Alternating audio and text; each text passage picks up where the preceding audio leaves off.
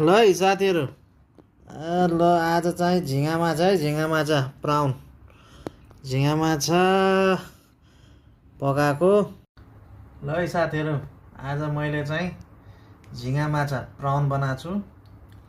प्राउनको तरकारी पुरा सुपवाला है, झोलवाला फेरि साथीहरू, झोल प्राउनको। अनि त्यसपछि भात पकाएको छु। टेस्ट गरौँ है साथीहरू कस्तो छ।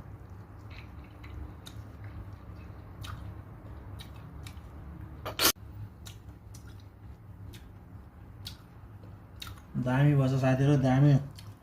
अब यो झिँगाको सुप,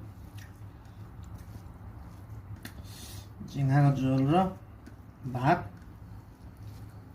खाँदै है त साथीहरू मैले।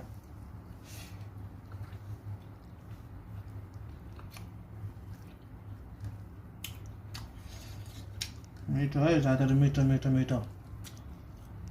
सानोतिनो कुक त हो, म नसिकेको मात्र हो साथीहरू।